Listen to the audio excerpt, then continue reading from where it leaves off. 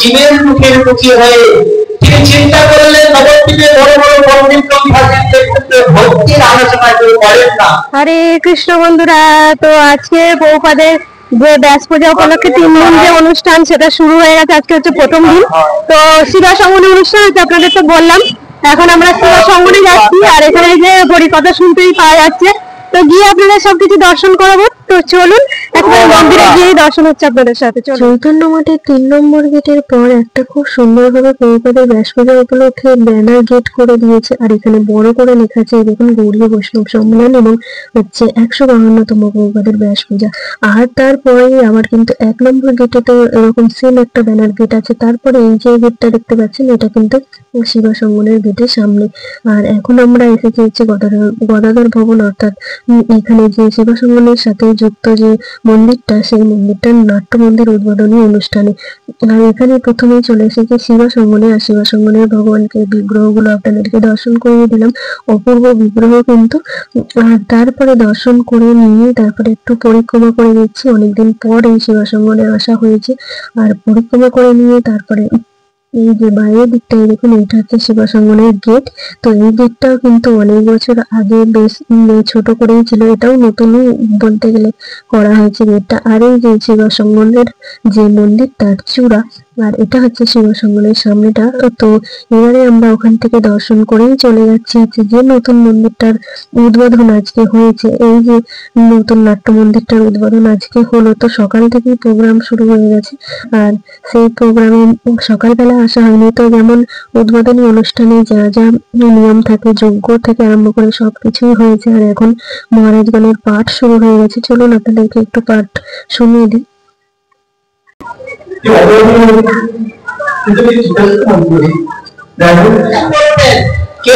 ভক্তির কথা কেউ আলোচনা করতেন না। তাই অত্যন্ত আচার্য প্রভু তিনি জীবের মুখের মুখী হয়ে তিনি চিন্তা করলেন নবদ্বীপে বড় বড় পণ্ডিত ভাষীদের ক্ষেত্রে ভক্তির আলোচনা কেউ করেন না। তাই তিনি মনে সংকল্প করলেন স্বয়ং ভগবান যদি এখানে অবতরণ করেন তাহলে এই সমস্ত জীবনের বিস্তার হবে, কারণ ভক্তি বিনা কেউ মুক্তি লাভ করতে পারবে না। তাই তিনি স্বয়ং ভগবানকে কি করে তিনি জগতে নিয়ে আসবেন, তিনি তখন মনে মনে সংকল্প করলেন তুলসী দল মাত্রেণ জগৎসচুনকেন বা ভিক্রেন্তং সমাত্মানং ভক্ততে ভক্তবৎসল্য। কিন্তু ভগবানের আরাধনা করব কি করে, ভগবানের আরাধনা করব, ভগবানের আরাধনা করতে গেলে অনেক উপাচার চাই।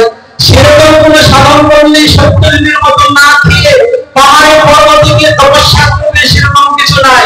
কিন্তু তপস্যা করবে কি করে, অত্যন্ত আচার্য প্রভুর মনে কি মনে করলো, কেউ যদি ভক্তি পূর্বক তুলসীর পাতা আর জল দিয়ে ভগবানকে আত্মনিবেদন করতে পারে তাহলে ভগবান তিনি সন্তুষ্ট হয়ে তিনি তার কাছে তিনি অবতরণ করেন।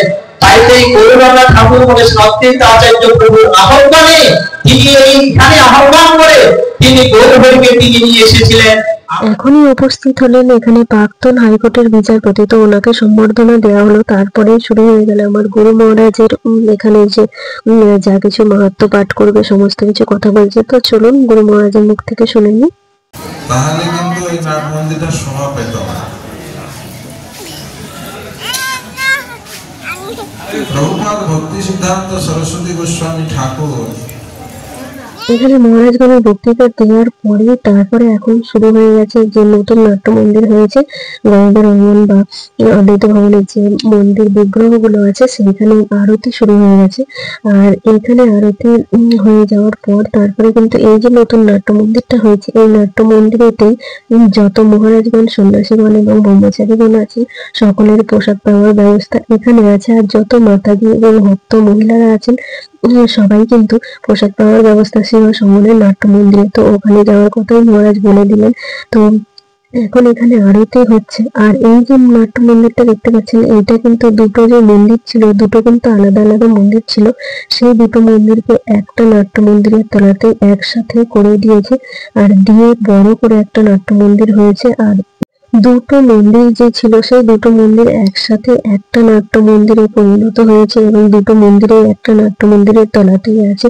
আর আপনাদেরকে প্রথমে যে দেখালাম গেটটা, সেই গেটটারও উদ্বোধন হয়েছে আজকে। আর এখানে এইদিকে আরতি হয়ে যাওয়ার পরে প্রসাদ পাওয়ার দিকে চলে এসেছি। আর শিবসঙ্গন এখানে দেখুন সবাই কিন্তু একসাথে বসে নিচে প্রসাদ পাচ্ছে শুধুমাত্র শিবাস ঠাকুরের গৃহেতে প্রসাদ পাওয়ার জন্য এবং শিবাস ঠাকুরের কৃপা লাভ করার জন্য, যেহেতু এই শিবসঙ্গন হচ্ছে শিবাস ঠাকুরের গৃহ। আর এখানে প্রসাদ পাওয়া তো অনেক ভাগ্যের কথা। তো এখানে শিবাস ঠাকুরের প্রসাদ গ্রহণ করে শিবাস ঠাকুরের কৃপা লাভ করা হবে। তার সাথে সাথে মহাপ্রভু অবশ্যই শিবাস ঠাকুরের কৃপা হলেন, অবশ্যই তিনি কৃপা করবেন। তো এই জন্য সব ভক্তরা, কত হাজার হাজার ভক্ত দেখুন একসাথে এখানে বসে প্রসাদ পেয়ে নিচ্ছে। তো প্রসাদেরও কিন্তু সকলের জন্য সুব্যবস্থা আছে। তো অনেকক্ষণ পর যখন সকলের প্রসাদ পাওয়া হয়ে যাওয়ার পরে আমরা লাস্টের দিকে বসেছি এখানে প্রসাদ পেতে। তো অবশেষে অনেকক্ষণ দাঁড়িয়েছিলাম। তো তারপরে এখন আমাদের পাতা দিয়ে দিয়েছে। তো এক এক করে প্রসাদ আসছে, যেহেতু অনেক লোকের ব্যাপার তো একটু ধৈর্য ধরে বসতে হবে। তো সেই জন্য বসে থাকার পর অবশ্যই দেখুন শিবাস ঠাকুরের প্রসাদ আমরা গ্রহণ করে নিলাম। নেওয়ার পর এইদিকে হাত ধুয়ে চলে এসেছি হচ্ছে এই যে জায়গাটা দেখছেন, এখানে হচ্ছে যত সন্ন্যাসীগণ আছেন মহারাজগণ, তো ওনাদের এই জায়গাটায় সমাধি দেওয়া হয়, সমাধি স্থল। এখানে কানপ্রিয় দাস বাবুজি মহারাজের কিন্তু সমাধিস্থল এই জায়গাটায়। এই সমাধিস্থল দর্শন করে তারপরে আপনাদেরকে বাইরে থেকে একটু দেখিয়ে দিলাম এই যে শিবসঙ্গন নতুন নাট্য মন্দিরটা, নতুন মন্দির। তো ওই তো গেল হচ্ছে দুপুরের প্রোগ্রাম। তারপরে আমরা আবার এখানে চলে এসেছি চৈতন্য মঠে, যেটা রাত্রের প্রোগ্রাম শুরু হবে। আর এখন মহারাজগণের বক্তৃতা হচ্ছে। আরো এগিয়ে চলুক এবং সমাজের আরো উন্নতি হোক, এটাই আমার ঈশ্বরের কাছে কাম্য। নমস্কার। তো সন্ধ্যা থেকে প্রথম দিন যেহেতু সমস্ত রকম প্রোগ্রাম শুরু হয়ে গেছে, তো শুরু হওয়ার পরেই মহারাজগণের যে পাঠ আপনাদেরকে শোনালাম তারপরেই শুরু হয়ে গেছে এখানে নাটক। তো এই নাটকের মাধ্যম দিয়ে কিন্তু আজকের যে প্রথম দিন ব্যাস পূজার অনুষ্ঠান, সেই অনুষ্ঠানের সমাপ্ত হবে। আর এখানে নাটক হচ্ছে গীতার সংসার।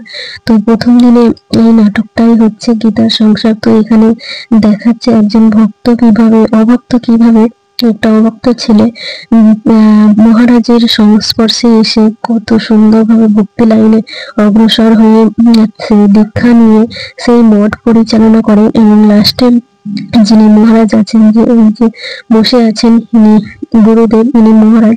তো এনার কাছে এসে সেই একজন সাধারণ একটা ছেলে সেই ভক্ত হয়ে এই মঠের পুরো দায়িত্ব গ্রহণ করেন। আর অবশেষে এই মহারাজ কিন্তু তাকে এই মঠের পুরো দায়িত্ব দিয়ে তারপরে চলে যাবেন। তো সেই সমস্ত লীলাটা এই জায়গাটায় নাটকের মাধ্যমে দেখাচ্ছে। এই যে আপনাদেরকে বলছিলাম এই সমস্ত নাটকটাই কিন্তু আমাদের চৈতন্য মঠের যে ভগবান দাস প্রভু আছেন, তো ওনার পরিচালনায় ওনারই সমস্ত কিছু নাটকটা লেখা। তো পুরো খুব সুন্দরভাবে ভক্তিমূলক একটা নাটক। এখানে সাধারণ জগৎ থেকে মানুষ কেমন ভাবে এই যে ভক্তি জগতে আসতে পারে, কেমন ভাবে আসে, সেই সমস্ত দিকটাই কিন্তু এই নাটকের মাধ্যম দিয়ে খুব সুন্দরভাবে তুলে ধরেছে। আর এখানে যারা যারা অভিনয় করছে সবাই কিন্তু কেউ প্রফেশনাল নয়, সবাই এখানে মন্দিরের হচ্ছে মঠের ব্রহ্মচারী, ভক্ত, গৃহস্থ, ভক্ত সকলেই কিন্তু মঠেরই লোক। তো মঠের ভক্তরাই সবাই নিজেদের মধ্যে রিহার্সাল করে যতটুকু অভিনয় করছে, তো সেই অভিনয় কিন্তু খুব সুন্দরভাবে ফুটিয়ে তুলেছে এরা। তারপরে এই নাটকের মাধ্যম দিয়ে এখানে একজন বাউলের কীর্তন আছে, সেই বাউল কীর্তনটা এখন হচ্ছে। তো এর মাধ্যম দিয়ে কিন্তু আজকের যে ব্যাস পূজার অনুষ্ঠান সমাপ্ত হয়ে গেছে। তো আমার ভিডিওটা আজকে এই পর্যন্তই। ভিডিওটা কেমন লাগলো অবশ্যই কিন্তু কমেন্টে জানাবেন, ভালো লাগলে অবশ্যই লাইক শেয়ার করবেন। আর হচ্ছে আরো কিন্তু দুটো ভিডিও আপনাদের আমি অলরেডি আপলোড দিয়ে দিয়েছি, আপনারা যারা দেখেন গিয়ে কিন্তু অবশ্যই দেখে আসবেন। ব্যাস পূজার ভিডিও এবং তার আগের দিনের ভিডিও অবশ্যই দেখবেন কিন্তু।